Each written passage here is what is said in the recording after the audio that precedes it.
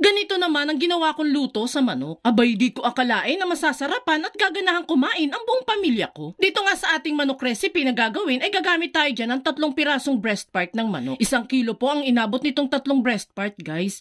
Lagay lang po natin yan sa kawali, then saka natin isunod dyan ang mga aromatics. Maglalagay tayo dyan ng hiniwang sibuyas, pinitpit na bawang at luya. Then saka isunod ang tubig. Must have talaga na maglagay tayo ng mga aromatics dito para mas bumango ang niluluto natin at para na rin matanggal ang lansa ng manok. Maglalagay na rin po tayo dyan ng asin at paminta para dito pa lang ay may lasa na itong manok. Tatakpan at hahayaan nating maluto ng 20 minutes hanggang sa maluto ng maigi ang manok. Makalipas ang 20 minutes ay naluto na nga itong manok. Maaari na po natin yung hanguin guys. Yung sabaw po ng manok is wag nyo pong itatapon ha.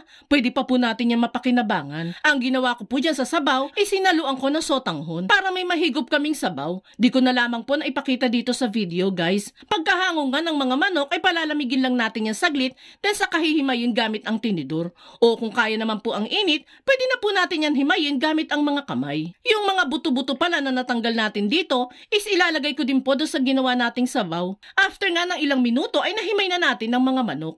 Pwede na tayong bumalik sa pagluluto. Dito nga sa ating kawali ay maglalagay lang ako ng konting mantikang panggisa at saka ko igigisa dyan ng luya, sibuyas at bawang. Igisa-gisa lang natin yan hanggang sa lumabas ng aroma ng ginigisa. At kung nakaabot ka sa part ng video nating ito, it means na interesado ka sa chicken recipe na sinishare natin ngayon. At kung sakali pong magugustuhan mo ito, pwede po bang pakipusuan mo naman ang video natin at mag-iwan ka na din po ng comment na I love this chicken recipe. Maraming salamat po. Dito nga guys ay hinalo na natin yung hinimay na manok kasama ng mga aromatics. Pagkagisa ay naglagay na po ako dyan ng 2 pouch ng Coco Mama na gata. Nakalimutan ko lang pong i-on yung camera guys, kaya di ko na nakunan yung paglalagay ko ng gata. Maglalagay na din po ako ng konting tubig para masaid natin yung gata na nasa pouch.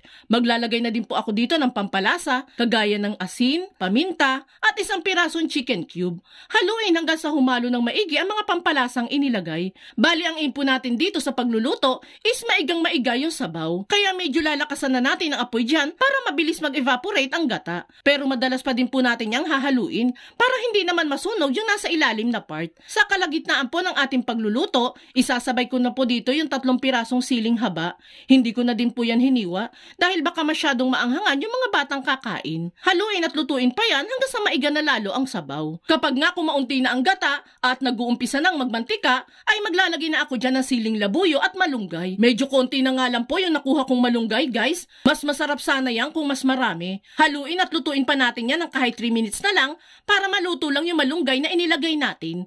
And there you have it guys. Ready nang iserve sa ating pamilya itong nakakagana at simut sarap na kinunot na manok. Yes guys, kung may kinunot na isda, meron din syempre kinunot na manok. Grabe guys, sure akong mapaparami ka talaga sa pagkain ito, lalo na kung sobrang anghang. Kaya itag mo na ang friends and loved ones ninyo at subukan nyo na ding magluto nito.